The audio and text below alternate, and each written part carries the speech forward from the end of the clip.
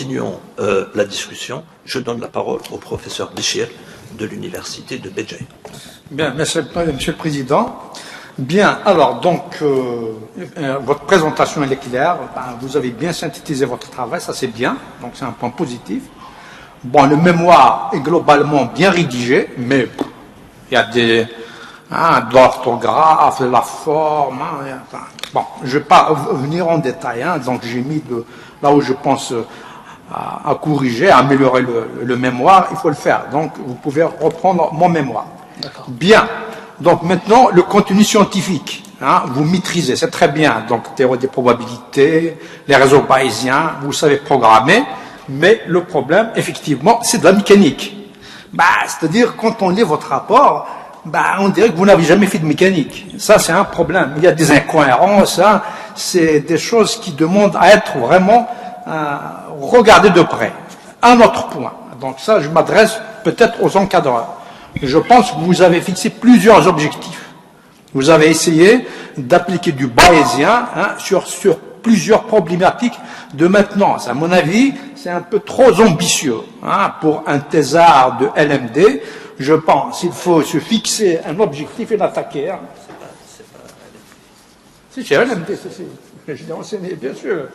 C'est-à-dire, il faut aller au but. Après, bon, si vous voulez faire autre chose, bon, vous le faites. Bon, je pense ça mérite d'être dit, ce qui explique vos 5 ans, c'est ça? Oui. Voilà, donc faut être modeste. D'accord? D'accord. Alors, maintenant, je commence par des questions. Donc, c'est des questions un peu au hasard comme ça. Alors, par exemple, à la page 22, vous dites, vous expliquez que le phénomène de Markov, il est sans mémoire. Qu'est-ce que ça veut dire, ça? Est-ce que vous pouvez nous expliquer? Oui, en fait, la probabilité... La page 22, Oui. Ce processus, il dit sans mémoire, et permet de modéliser, ainsi de suite. Qu'est-ce que ça veut dire, ça? En fait, il est sans mémoire parce qu'il ne dépend pas de... En fait, lorsqu'on calcule, on détermine les probabilités. Donc, il dépend que... en fait, l'état actuel ne dépend que de l'état précédent, mais sans considérer les autres états. Voilà. Donc, il est sans mémoire. Bien. Alors, après, vous avez choisi la loi de Weibull. Donc, si c'est quelqu'un qui fait de la fatigue, elle vous dit, moi, je vais cycler 1 million de cycles, je vous donne le cycle, le nombre de cycles à la rupture, et je vous donne la valeur de la contrainte à la rupture. Qu'est-ce qui motive le choix de Weibull dans la maintenance? C'est-à-dire, pourquoi on choisit ça? Ça a l'air d'être universel. Oui, ça revient toujours. Pourquoi? Oui, on utilise parce qu'en fait, elle est caractérisée par deux paramètres, le paramètre d'échelle et le paramètre de forme. Et généralement, c'est par rapport au paramètre de forme qu'on utilise la loi de Weibull. Parce qu'en variant le paramètre de forme, la loi de Weibull prend différentes formes, donc qui permet de mieux représenter pratiquement tous les cas possibles. Bien, après, la forme aussi. À mon avis, le chapitre 3, je lis, c'est très bien, et puis, bof, je trouve que je tombe sur quelque chose de bibliographique. Oui. Ça, c'est pas sa place. Si vous voulez faire de la bibliographie, ce n'est pas là. Donc, il n'y a pas un chapitre au milieu du mémoire bibliographique. Ça n'a pas de sens. Soit on le fait au début, soit on l'inclut dans le chapitre après. Vous débrouillez pour qu'il ne soit pas un chapitre bibliographique en plein mémoire, parce que votre mémoire, il va rester à la bibliothèque. Les gens, ils vont le consulter peut-être dans un siècle. Donc, il faut le soigner, c'est ça. Et c'est ça, oui. Alors, je continue. Le chapitre 3. 3, ça, il est mal placé à mon avis. Donc, il faut essayer de... Il est là. Il est là. Tout un chapitre de la bibliographie. C'est un peu... Il est mal placé. J'en sais rien. Ça, il faut qu'il voit. Vous voyez, M. Lagoun. D'accord? Alors, Umbad. Alors, donc, je reviens à la page 105. À la page 105, là où je rejoins mon collègue.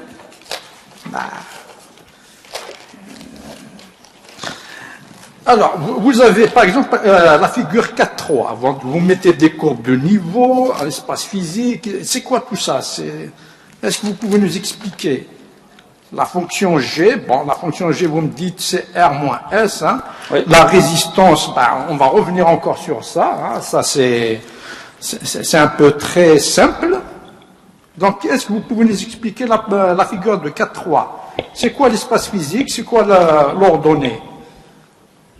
En fait, pour l'espace physique, donc on a les paramètres physiques du modèle, mais comme, dans ce cas, on pourra pas bien, déjà analytiquement, il est impossible de déterminer la fonction d'état limite si on considère les paramètres physiques du modèle. Excusez monsieur, mais vous avez défini. Comment vous dites que c'est impossible? Vous venez de nous montrer que vous avez défini une fonction d'état limite en supposant des lois normales. Comment vous dites impossible? Non, je parle des paramètres physiques. Dans l'espace physique. Donc, après, on passe à l'espace normé. C'est quoi l'espace normé? Ben, pour l'espace, on fait des transformations de variables, c'est-à-dire qu'on fait une transformation de variables et... À mon avis, dans le texte, hein, à la correction, il faut vraiment définir c'est quoi l'espace physique, c'est quoi l'espace normé. Sinon, c'est incompréhensible, c'est du chinois. D'accord. Ah, bien sûr, bah écoutez, par la suite, vous avez parlé de Monte Carlo, donc vous avez identifié par Monte Carlo. Comment vous avez procédé? Vous avez que deux paramètres, hein, donc oui, comment vous avez procédé? Monte Carlo et chaîne de Markov. Alors, d'abord, Monte Carlo, comment vous avez procédé pour identifier vos paramètres? En fait, on a jumelé les deux, Monte Carlo et chaîne de Markov. Comment? La procédure. Donc, au début, on a démarré des paramètres du modèle initial et on a considéré une observation. Donc, on a le modèle initial, puis il y a de nouvelles informations qui nous arrivent. Donc, pour actualiser les paramètres initiaux du modèle, donc on démarre des paramètres initiaux. Ensuite, on génère des candidats à partir de... Ici, on les a générés à partir de la loi normale, la distribution normale, des candidats à partir des paramètres initiaux. Donc, à chaque itération, donc, on utilise le théorème de Bayes pour calculer la quantité ρ qui est donnée... C'est-à-dire comment Oui. Hein, comment vous couplez donc Bayes et Monte Carlo. C'est ça qui m'intéresse. Si on fait Monte Carlo toute seule, Oui. c'est un modèle physique, c'est-à-dire il faut avoir une idée sur les valeurs du modèle physique.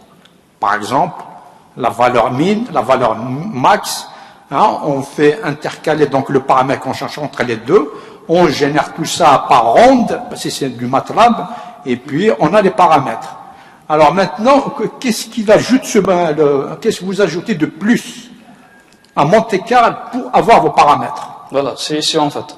L'ajout en fait c'est ici, c'est dans la fonction de Bayes. Donc on a ici une vraisemblance, la fonction de vraisemblance, fois la distribution a priori, fois donc ici c'est ce qu'on appelle la loi dont les paramètres sont générés, donc la loi de proposition.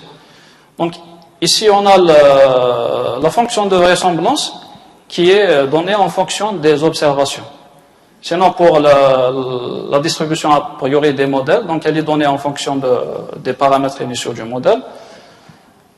Donc le théorème de Bayes elle permet donc d'inclure l'information avec les paramètres initiaux. Et à partir de ça, donc, on génère des candidats et à chaque fois on évalue la fonction ρ et on essaye de comparer si le candidat généré est accepté ou pas. Donc s'il est accepté, on le garde, sinon on génère un autre candidat. Donc on fait ces étapes-là, on les refait plusieurs fois, jusqu'à 10 000 fois et par la suite, donc on prend les candidats acceptés, donc on aura la moyenne et enfin les paramètres de distribution des paramètres acceptés. Pourquoi vous n'avez pas tenu compte du bruit? On peut le représenter le bruit, on peut le représenter par du gaussien par exemple. Pourquoi le bruit? Sur les données expérimentales, il faut l'inclure dans l'identification. Effectivement, oui. Oui, mais vous ne l'avez pas fait. Et si oui, on l'a pas inclus. Bien. Bon, après.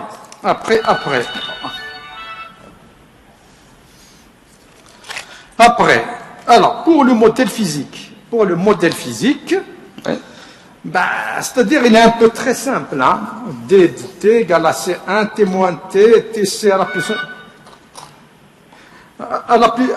je veux dire, est-ce qu'il y a un modèle mécanique où est-ce qu'on couple de la mécanique avec de la corrosion? C'est-à-dire, ça aurait été bien si vous avez trouvé dans la littérature des gens qui couplent de l'élasticité avec de la corrosion. Là, vous allez avoir des paramètres physiques réels. Que de travailler, je sais pas, c'est un peu très très simpliste comme modèle pour faire de la mécanique couplée à de la corrosion. En fait, là, le modèle, il donne uniquement l'évolution de la perte de matière par corrosion, uniquement. C'est ça, c'est-à-dire... Après, le couplage vient avec le... C'est ça, c'est-à-dire, c'est un peu juste. Hein? La page 117, je reviens donc à votre fonction G égale à PR moins PA. PR là, si on veut travailler sur du réel, donc on doit trouver la limite élastique de l'acier, les diamètres D1 et D2, intérieur et extérieur. Normalement, on doit trouver le coefficient de diffusion. Ça, c'est un exercice de l'élasticité en licence. Vous avez une conduite avec une pression à l'intérieur, sans corrosion. Hein. Ça, on sait faire. Voilà, donc le PR là, ça doit être assez compliqué. Après, il doit y avoir peut-être même la contrainte de von Mises. Donc PR là, c'est une fonction. Oui. Oui, mais c'est-à-dire c'est pas un chiffre. Hein. C'est une fonction qui dépend de plusieurs paramètres. Oui. C'est-à-dire c'est un modèle vraiment... Après, on trouve, dans la littérature, on trouve plusieurs modèles avec des tendances différentes. C'est-à-dire les résultats que vous proposez, on dirait que c'est un matheux. Un matheux, vous lui dites les chiffres et vous donne des chiffres. Mais comme vous êtes en génie mécanique, c'est pas ça qu'on attendait de vous. Hein. C'est-à-dire... Les chiffres doivent avoir un sens. Vous êtes ingénieur, hein. C'est ça. Je veux dire, c'est des modèles vraiment très simplifiés et qui ne tiennent pas compte de la réalité. Vous en avez cité quelques-uns juste avant. Oui. La B31G, elle est suffisamment honnête. Vous auriez pu, pour répondre à la question, pourquoi vous n'avez pas utilisé la B31G? En toute sincérité, ça, on peut l'admettre dans une démarche théorique. Il a raison, le monsieur. Ce modèle ne peut pas décrire la résistance d'un point de corrosion.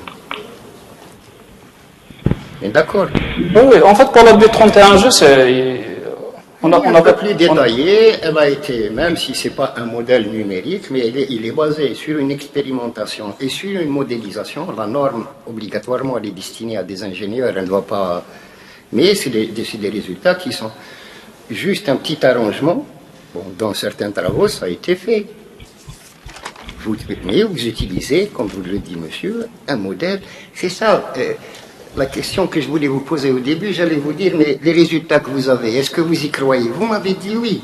Mais à la lumière de tout ce qu'on vient vous dire, vous maintenez ça? Vous croyez? En fait, j'ai répondu à votre question en fonction de ce que j'ai utilisé comme paramètre. Oui. Mais la question de monsieur, c'est une remarque. Vous avez dit que le modèle est assez simpliste. Vous utilisez... Ça ne remet en aucun cas votre travail. Votre travail est très consistant. Mais là, c'est cet aspect-là, on sent que c'est un peu olé. Hein. Après, ce qu'on voulait montrer exactement dans cette application, en fait, c'est l'impact de l'approche bayésienne, l'actualisation bayésienne sur Je ne vous permets pas de dire ça. C'est une thèse de doctorat. Oui. Vous ne me dites pas, c'est juste pour présenter tout ce qui doit y figurer. Demain, des personnes prendront votre thèse et prendront vos résultats. Vous ne serez pas là pour leur dire que j'ai fait ça pour... Et dans votre rédaction, il n'y a pas à chaque fois, c'est très simple, on peut tout faire en recherche. Mais poser clairement ses hypothèses. Ça, il faut dire à chaque fois, l'objectif c'est cela, nous avons utilisé... poser clairement ces hypothèses, ne pas les diluer. On est obligé de les retrouver à l'intérieur du texte. D'accord? Je m'excuse. Voilà, donc, bon, vous avez fait un travail important, hein. Vous avez appliqué du Bayésien sur pas mal de problématiques maintenant, c'est bien. Vous maîtrisez l'aspect scientifique et tout, mais enfin, c'est ce problème-là d'application qui pose problème. D'accord? Voilà. Je vous remercie, Monsieur le Président. Je vous remercie. Avant de donner la parole au rapporteur,